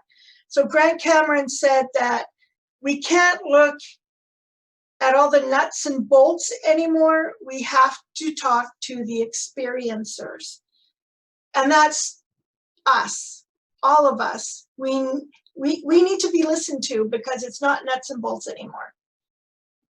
It's experience. And don't you, what I take away from that statement, I'm familiar with that, is that we understand, we ufologists at least and experiencers understand that UFOs exist. We understand that the nuts and bolts, the hardware exists. We get that. Right. But what came out in research and reverse engineering of these craft, at least down on Conspiracy Street, is that ET craft operate in conjunction with their occupants, that the craft has consciousness. It's actually a biological entity, and that the craft and the occupants work together, operate together to pilot the craft. Yes. So we understand the craft exists, the hardware exists. Now let's get into this consciousness component. How do we fly these craft? How do we communicate with these beings? Is that your take on it, Corae? Yeah, it definitely is. I mean, I've done remote viewing and whatnot, and that kind of, goes towards all of it as well. I'm an antenna. We're antennas, and we're like a radio station. So whatever happens to be coming in, we somehow automatically start to zoom in on these different frequencies, analog and what other kind of frequencies are out there. And sometimes we don't even know what frequency we're on, because if somebody's sending something to us, we're going to receive it. So we just have to be aware and be practiced in the way that we're able to interpret those messages and those kinds of things. And with me, it's sometimes as if somebody's talking in my ear. Other times it's just an idea that came in my head. So many different things. I see flashes sometimes of what things are. So we have to practice, as everyone is intuitive. Everyone has got the ability to become somewhat of a psychic if they develop that talent and that gift. And then there's the gifted psychics who are given that talent. And then, of course, there's mediums and all kinds of other things. But, I was just going to quickly talk about dowsing rods. Well, before you do, I want to let Doug weigh in on this article. So, Doug, okay. Article: Pentagon admits UFOs are real and nobody cares. We've talked. Corae brought up Grant Cameron saying nuts and bolts, fine. Consciousness is where it's at with experiencers. Grant Cameron very well. What's your response to all of this? Yeah, great article. I'm very well aware of it. I've been following that. So here's one of my takes on what's been going on, because I see this in a cross-section of people that are my friends that I interact with that are not people in this category of the four of us sitting here, okay? I play hockey with a bunch of knuckle-dragging guys. I have some family members who are pretty much caught. I don't mean this demeaningly, but they're pretty much in the drill of survival and every day, okay? We have had so many various false flags happen throughout our history, from this to that, to JFK, 9/11, where any thinking person, all the school shootings, okay? And I'm not here now saying that nobody was killed. I'm not here saying any of that. I'm just saying we have had so many incidences along the way that have proven to people that you can't believe anything. It comes out, and I could tell my friend, hey, here's an article that verifies that UFOs are real. And he'll be like, oh, that's BS, or that's this, or that's that. Or I don't think Sandy Hook is really a legitimate story. There are a lot of things that don't add up in my mind. I'm not trying to say, but I can't go near it all. And over the years, since maybe JFK on up, we've been beaten over the head with this idea that nothing is real, nothing can be trusted. So it's almost like smoking the bees, you know what I mean? They smoke the beehive to such a degree that when the time finally comes, when something is going to be told that's absolutely critical and honest and true, it has no effect. It just has. When you were talking, I've got to interrupt you. When you said, you made the comment, people have been conditioned to believe that nothing is real. And you started with JFK, which I also cite as the beginning of the end of civilization as we know it here in the United States. Right. Okay, he and Carter were the last two presidents that talked meaningfully about peace in the world, in our country and in the world. But what we learned was not that everything is false. What we learned is not that nothing is real. What I learned, at least, was that my government is full of big fat liars. Yeah. Okay, so when the government lies and lies and lies and lies, I think this is what you're saying, correct me if I'm wrong, and then comes out and tells the truth about something, your skeptical friends, your naysayer friends are saying, well, they talk so much nonsense. Who knows what's true? Who knows what's false? Am I right there? Absolutely. And that's exactly what I meant. I didn't mean that nothing is real, like my table or my couch, or I wasn't talking about getting into quantum physics. I was talking about the fact that media-driven news and our governments present something or control the narrative to such a degree that everything seems to be like it's told today, and then next week you find out it's debunked, or the following week it's dropped out of the news. So if it was real last week, why is it dropped out of the news and there's no follow-up? Nobody ever hears any kind of follow-up. You'll see something on the news about the fact that there are no plane parts in Shanksville. You can't find a plane that hit the ground. But then the following week, there's no follow-up. There's no investigation. Nothing seems to add up. And if you hit people over the head enough times with these kinds of things that anesthetize, I call it anesthetizing the public to any kind of truth, then if something actually does have impact, it no longer has any impact. It's just sort of dissolved. And I have a friend, and I told him this. I said you actually don't know what you don't know. That's your ace in the hole here.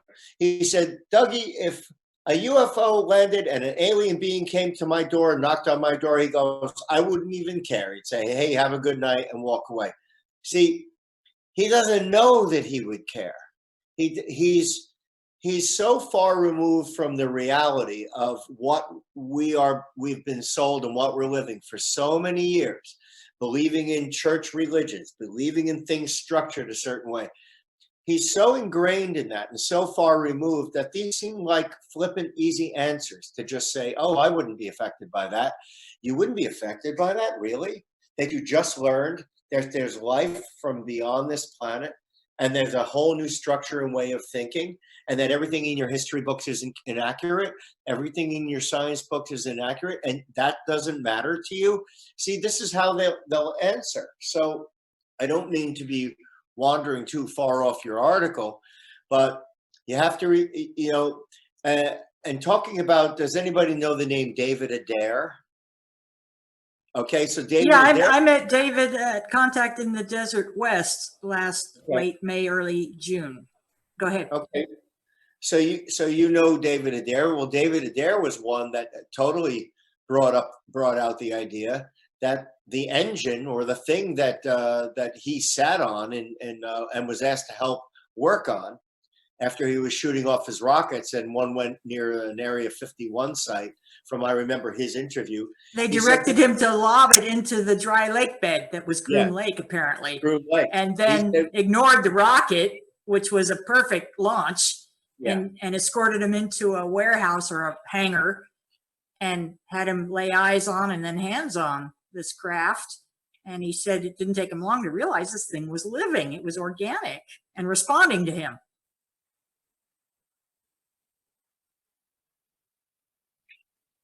And that's what made me think of that. Absolutely. It wasn't actually a craft. It was engine. Well, you're cutting out a little bit there, Doug. I don't know what's going on. Like, he was on it. You froze also earlier. You froze. Are you there? Yeah, I think everybody froze maybe there for a moment. I think we're back though, so go ahead. I'm here too. So I was saying Okay. that David Adair was actually who I was thinking of when I said that craft have conscious, and there was another story too, but you're talking, so go ahead. So anyway, yeah, so David Adair got on top of the engine. They didn't know what it was or how it worked, or they had a problem with it. And they got this whiz kid missile guy who shoots off rockets and understands how to work rockets to sit on it. And he said in very short fashion, he realized the way, almost the way a CD looks with the rainbow colors on it when you put it in the sun and everything. He said, this thing was reacting to my emotions. It was alive. This is an engine that's alive and part of something that's like just incredible. So, you fast forward to Grant Cameron and what Grant is doing these days with consciousness. And that's why Grant is moving far more into consciousness, because we've seen a lot of these dots, lights in the sky, objects and things, and we just keep chasing our tails in a sense. And I think Grant was ready to make another move and to start talking about the consciousness aspect of this entire thing. And so there's a lot more I have in mind that right now I can let go, but I'm amazed. And by the way, those films that they released, yeah, they were allegedly leaked at first. So first they were leaked, then now they're officially released. And I don't know if you have seen this, but Senator Harry Reid, former Senator Harry Reid, has come out to say it's just the tip of the iceberg. Did you see him say that? Oh yeah, I mean, I follow these stories. I do, and these are indeed interesting times. Interesting times, and I have to tell you, it's the time in the show, and the show is Taboo Topics with Jean Broida, broadcast Sunday nights, 7 to 9 p.m. Eastern in the United States and Canada on my YouTube channel, Taboo Topics with Jean Broida, at tabootopics.life/shows, and simulcast on the Global Enlightenment Radio Network.com. It is the last little bit of our show here, and it's that time when I thank my illustrious guests, Doug Auld and Corae Hack, for joining me here today, bending our minds and expanding our consciousnesses with these really interesting and dovetailing, it seems to me, articles of interest, of paranormal interest at least. Really, I can't do a show like this without you, and I'm so happy that you joined me here today. So let's each take a few moments to extol our virtues and do some shouting out and maybe a little bit of shameless self-promotion. What's the harm? Let's go ahead and start with Corae. Well, if anyone wants to get in touch with myself or Ian, we've got a group page called St. Louis Lightworkers for Truth and Disclosure on Facebook. You can always message us there. Join our group. We'd love to have you. We post many videos, and we encourage people to post their videos and their interviews, like Jean posts her interviews on our page. We love to have discussions about different things, so that's also been very popular. And when this particular pandemic is kind of over and we're not being so socially distanced, if you're interested in having a ghost hunting close to St. Louis, Missouri, or close within Illinois to the St. Louis, part of temps, and we can do a paranormal investigation with our team. So you could reach out for that. And the last piece of information I got from a couple of viewers that had watched your programs, Jean, that I encouraged them to watch, they asked me if I can just let them know on video what they can do if they're not psychic. Well, I'm not psychic. What can I do, right? So I actually going to answer that question. You can do things like learning how to dowse. There are different websites you can learn how to dowse from right now. There are workshops that are available for dowsing as well. And So dowsing, basically, for those of you who don't know it, are basically rods. You hold them, and there's a series of things that you go through with your dowsing rods, and you can do that because you get straight answers. You're given, I bought this book, and it's called Dowser's Guide to Sentient Entities, so regarding ETs and whatnot. So you will have charts that are included and guides, and they give explanations, for instance, on how to get closer answers for everything. Now I'll put the name of the right there is where you can go to find these books that they sell. I got this at Contact in the Desert.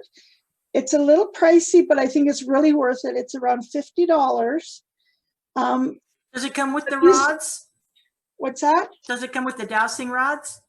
No, those are separate. You have to purchase those separate, or you can even just make some from a couple of coat hangers at home too. We always made ours from copper coat hangers. I don't know if they still make copper coat hangers. Copper is highly conductive, and the idea behind dowsing, for people who've never done it or know much about it, is that the rods become antennae for your own psychic and physical energies, right, Corae? Right.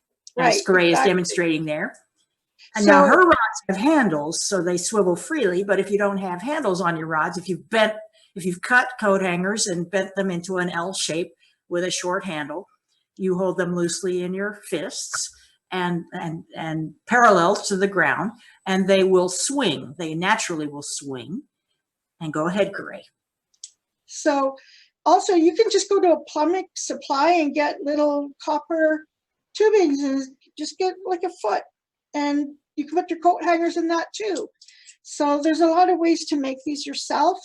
You don't have to be psychic, but it'll increase your intuition, and it will just get the motors running in your brain and being able to figure out that, hey, I do have some intuition. I am able to get some answers on my own and understand what's going on. So taking little workshops, look for them on the internet, and they can be found quite easily, right? So, thanks for sharing that, because you bring up an interesting point. People will say, I'm not psychic, but ask those people, have you ever experienced deja vu? This feeling that you've been in a situation before? Have you ever had a dream come true, a prophetic dream? Have you ever met somebody who seemed really, really familiar, but you couldn't quite place it? There are hints all around us that psychic stuff is going on. Would you not agree? Right. And pendulums, they can give you simple answer, I lost this, and you can use them to go find it. It was usually they made them to find water for water dowsing, and it works 100%. The cities use dowsers to find water and whatnot still to this day. So it is more than just psychic mumbo jumbo. It's actually a science-based way of doing that. So I would start with that, start to do some meditation, going within yourself, and those things are going to start to get you in the zone of being able to listen to things that are going on around you. So that's the information I would give, and I wanted to share that with everyone out there because they wanted to know, well, what can I do? That's awesome. And I've heard dowsers say they can douse for things other than water, including minerals, precious minerals, and I'll leave that to your imagination. Doug Auld, shout it out, buddy. Hey, first of all, Corae, that was great. And I have friends who've talked to me about dowsing, and I have a psychic friend down in Shelter Island, older woman who's very, very experienced, and she says, and she's a healer, and she can do a lot of amazing things. And she has told me absolutely everyone has this ability, but if you don't, it's like singing. If you don't practice your singing, you're not going to sing well. If you don't practice the piano, how do you expect to play it? So, but you do have within you the ability. So that's great. And I'm curious about that book. As far as myself, okay, I mainly have an art website, and I'd like to share that with everyone if that's okay. It's www. My full name, Doug Auld, DOUGAULD www.dougauld.com. And if you add onto that, www.dougauld.com/UFO, which very few people know about, but if you go there, then you'll see a group of daytime photos and images of UFOs, things that I've shot in the sky that defy description. And I'm going there right now. Keep talking. Okay. And Gene, I may have mentioned to you that I do have a very, very high level intelligence friend in one of the alphabet agencies. I don't know if I've mentioned this to you, but anyway, he's very high level. And he has looked at those photographs, and he would be the first person to tell me, come on, Doug, you got to be kidding. You got a weather balloon. You got a Frisbee flying through the air or whatever. And I explained them to him and showed them to him, and he scratched his head and he goes, these are really amazing photographs. And he had no debunking quality in him. And he's probably one of the more well-known sort of people in that field, sort of part of the Avery type of level of intelligence. Right. And he verified that they're pretty darn good. They're pretty, he didn't want to confirm anything. He didn't want to deny anything, but he saw them all. So anyway, that's on my website if people want to see the UFOs. Otherwise, you can see my artwork. You can see the series of works that I've done and taken on. The 100 whistleblowers. You can look at each person and click on those paintings and see a bio for each one of them and kind of get an idea why I painted them. And I view that series of work, 100 portraits, as one work. So they're not for sale unless you buy all 100. It's one piece of work, and I hope to install it in traveling shows, museums, universities, wherever. And Stephen Bassett told me once that after seeing them, he said, Doug, never sell this because the day is coming, and this is going to be a very, very, very famous series of artwork. But I basically look at this UFO, ufology, and phenomenology topic as something that I'm trying to use my art, my music, my creativity to contribute to and to further keep going.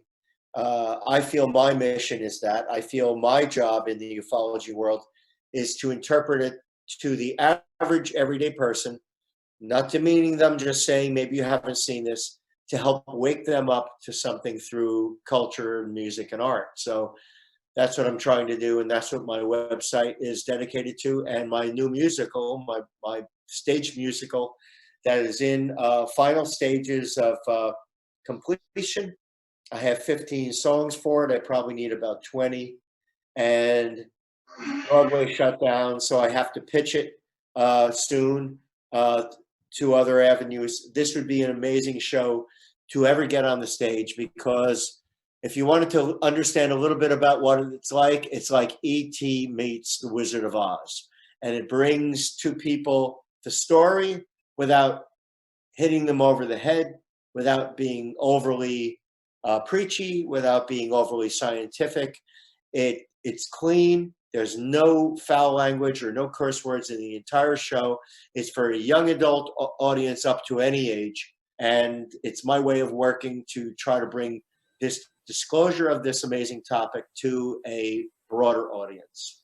And while Doug and I have only recently met, as with many people in the paranormal community, we became fast friends. Yeah. And he shared with me one of the songs from his musical. I have to tell you, there is literally finger snapping in it, and it is toe tapping, and it is going to be rollicking good fun.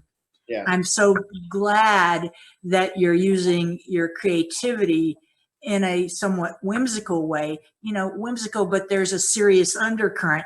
This becomes very palatable to a lot of people who otherwise, nobody wants to be preached to, Yeah. I present facts, I know you do too, and let people make up their own minds. Am I right? Let me add to that is that the song you probably heard was Even Einstein Struggled. And it's a conversation between a regressionist type scientist person and a pastor, a pastor. And it's a discussion about the Einstein-Niels Bohr conversation about what is real. Right. And I'm stopping you there for the sake of time. And because you want to leave the audience wanting more, my final question to you, Doug, is, or at least for now, is do you invite people to contact you on Facebook or by email other than just visit websites? You can go to my website and you can visit me on my email, which is very simply doug@dougauld.com. And I love emails. I love questions. And the last thing I wanted to say about what you were mentioning is the show isn't only whimsical. That was just one song of the show that was whimsical. Very heavy topics dealt with in a very palatable manner. And as I said, if you're just tuning in, you're at the tail end of Taboo Topics with Jean Broida, broadcast 7 to 9 p.m. Eastern, Sunday nights on my YouTube channel, Taboo Topics with Jean Broida, at tabootopics.life/shows, and simulcast on the Global Enlightenment Radio Network. I write as Lightworker111 for the dailyconspiracy.com and other publications. And I have a website, lightwork111.com, which is a work in progress, but I have some writing up there. I haven't been keeping up with it, I admit it. I am on Facebook, should you care to look for me there. And I invite anyone with any comments, questions, concerns, or criticisms, please be kind, to email me, Jean, Jean, at lightwork111.com. And my final comment for my shout outs is a shout out to Shelley Luther. This is the American Patriot hair salon owner in Texas, in Dallas, Texas, who refused to apologize to a judge for opening her shop in violation of shutdown orders because she needed to feed her family, and her salon operators who rent space from her needed to feed their families too. And the judge was going to waive jail time if she apologized to the court. She refused to do so. She got socked with a $7,000 fine, a week in jail with no bail. And as a consequence, there's been a lot of ballyhoo about this story. Spirit and letter of the law are being discussed, constitutionality. The state law of Texas has just been changed. The governor changed the law. No more jail time for violating stay-at-home orders. No more of that. Trump paid a visit, talked to the governor. So I admire this woman, Shelley Luther, because she stood up for what she believes is right to help herself and her family and her closest associates. And she wasn't being unreasonable. She opened her shop with reasonable precautions, safety measures to prevent infection. That's all I'm going to say. People can reach their own conclusions. If you haven't heard of Shelley Luther, go check her out. We have a couple minutes left. I've finished talking. Corae, final thoughts? Everybody get Jean's book. I got her book when she first got it out, and it's excellent. It's very accurate, and you're going to learn a lot from Jean's book. So I encourage you to purchase her book. And go out and look for different people that are out there. Stephen Greer and Mary Rodwell has got amazing books. Frank Strange's who died, David Clark, and Margie Kay. Margie Kay is from Independence, Missouri here. Had Margie Kay on the show recently. Yes, exactly. So, go back to Edgar Casey and James D. Prescott. Go back to these people. Watch Grant Cameron's videos. I mean, awesome. Christine Day, and we got Peter Slattery, we got Barry Littleton. Just go out and start looking for stuff to watch. If you're at home, take advantage of the time to research and learn. That's my 2 cents. Well, thank you for endorsing my book, which I forgot to promote. Shame on me. Here comes some shameless self-promotion. It is called Unknown Objects, the Top 10 U.S. UFO Cases, and it is an historical look back, 10 stories, originally 10 pages each, but I really got into it. So on average, the chapters are about 20 pages long. So the ones at the beginning are shorter because we know less about what happened after World War II. But as we go forward in time, we get more and more and more documentation. And I'm telling you what, by the time we get to the Phoenix Lights in 1997, as I said before at the beginning of the show, read my book and some of these other sources that all of us have brought up in the show today, and you'll find out why you must be crazy not to believe in UFOs. And by the way, the Pentagon just said UFOs are real. Doug, final words? That's great, everybody. Thank you very much. And thank you, Gene, for having me on. It's been a pleasure, and it's great to meet you, Corae. I'm really happy to meet you. We have a lot in common. We could talk about more. I wanted to bring up O-negative blood and what people thought of that. Maybe that's for another time.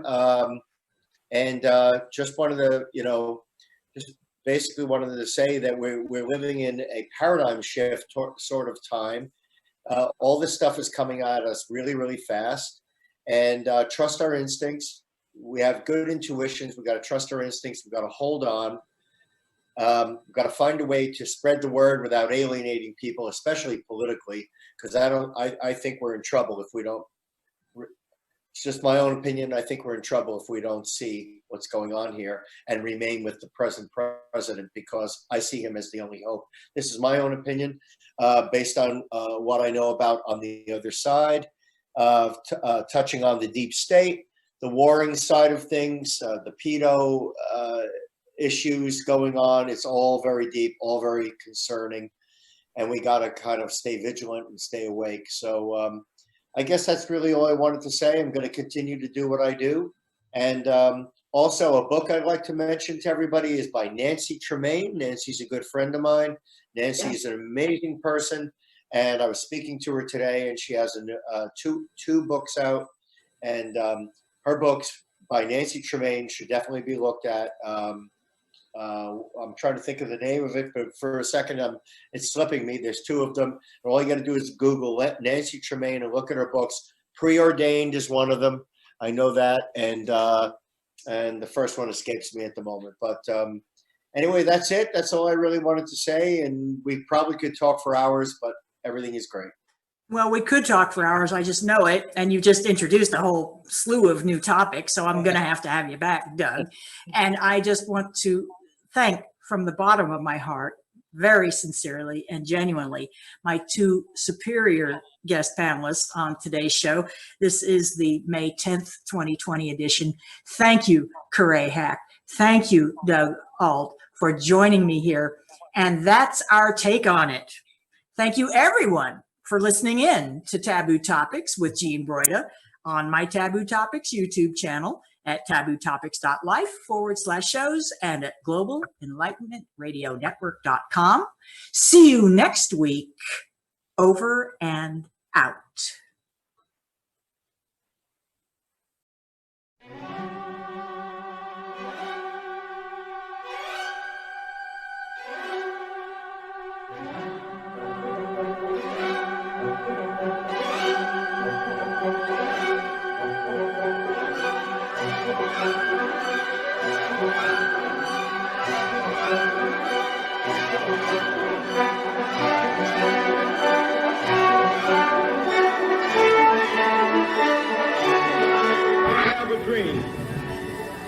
That one day this nation will rise up, live out the true meaning of its creed. We hold these truths to be self-evident. In the councils of government, we must guard against the acquisition of unwarranted influence, whether sought or unsought, by the military-industrial complex. The potential for the disastrous rise of misplaced power exists and will persist. The very word secrecy is repugnant in a free and open society, and there is very grave danger that an announced need for increased security will be seized upon by those anxious to expand its meaning to the very limits of official censorship and concealment.